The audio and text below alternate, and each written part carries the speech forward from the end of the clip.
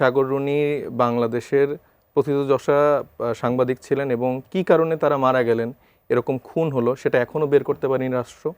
হাদির সন্তান, যে 8 মাসের সন্তান আছে, সে যেন তার বাবার হত্যার বিচার সহ বাংলাদেশে এরকম যতগুলো হত্যা আছে সেই বিচারগুলো যেন দেখে যেতে পারে, মেঘ যেন দেখে দিতে পারে, সেই জন্য আমরা লড়াইটা করছি, রাজনীতিটা করছি। সেটা নিয়ে আসলে চিন্তার যথেষ্ট কারণ আছে। আমি একটা আমার ব্যক্তিগত ঘটনা একটু বলতে চাই যে সাংবাদিক দম্পতি সাগর রুনি, তাদের যে একটা ইনসিডেন্ট ঘটলো সেটা তো আসলে আমাদের সবার মনে একটা বড় দাগ কেটে আছে। আমি ছোট থেকেই এই বিষয়টা নিয়ে দেখতাম, শুনতাম এবং অপেক্ষা করতাম যে হয়তো একদিন বিচার হবে। সেটা কিন্তু এখনো হয়নি।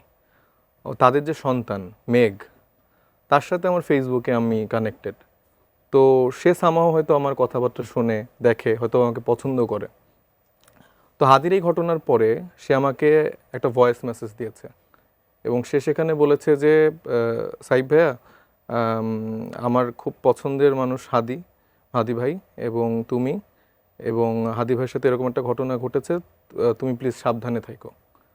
তো একটু প্রসঙ্গটা দেখেন যে মেঘ এরকম একজনের সন্তান, যেই সাগর রুনি বাংলাদেশের প্রথিতযশা সাংবাদিক ছিলেন এবং কি কারণে তারা মারা গেলেন, এরকম খুন হলো সেটা এখনও বের করতে পারেনি রাষ্ট্র। এবং সেই বিচারহীনতার সংস্কৃতি সে দেখে দেখে বড় হলো এবং সে কিন্তু খুব ট্যালেন্টেড একটা ছেলে এবং জুলাই গণঅভ্যুত্থানেও তার সক্রিয় একটা ভূমিকা ছিল। সেই জায়গা থেকে কিন্তু সে প্রতিবাদটা করেছে এবং তার মধ্যে এটা মোটামুটি স্থায়ী হয়ে গিয়েছে যে হয়তো হাদির হত্যার বিচারটাও আমরা পাবো না, কারণ পেলে আসলে মোটামুটি 7 দিনের ওপরে চলে গেছে। এখনও আসলে রাষ্ট্র থেকে কোনো রকম নিরাপত্তা নিশ্চয়তা বা কি হবে সেটা কিন্তু বলতে পারেনি।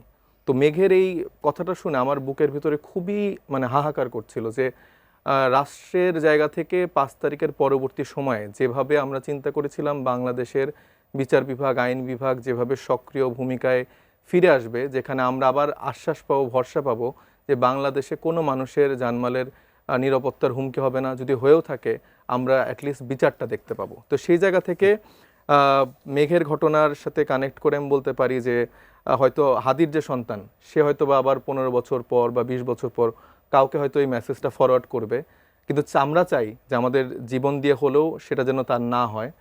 হাদির সন্তান, যে 8 মাসের সন্তান আছে, সে যেন তার বাবার হত্যার বিচার সহ বাংলাদেশে এরকম যতগুলো হত্যা আছে সেই বিচারগুলো যেন দেখে যেতে পারে, মেঘ যেন দেখে দিতে পারে, সেই জন্য আমরা লড়াইটা করছি, রাজনীতিটা করছি। এবং তার সাথে কানেক্ট করে আমি বলতে চাই যে গতকালকে প্রধান উপদেষ্টা অনেক কবিতা আবৃত্তি করলো, সাহিত্য চর্চা করলো, কিন্তু একবারও তার মতো দায়িত্বশীল জায়গা থেকে তিনি বললেন না যে আমরা হাদির বিচারের জন্য সর্বোচ্চ চেষ্টা করব। তো সেটা বলেনি, সেটার জন্য আমার নিজের ব্যক্তিগতভাবে খুবই আমি কষ্ট পেয়েছি, কারণ ওনাকে আমি সম্মান করি, কিন্তু দায়িত্বশীল জায়গায় তিনি যখন এরকমটা বলেন না, সেটা আসলে আমাদেরকে খুবই আহত করে।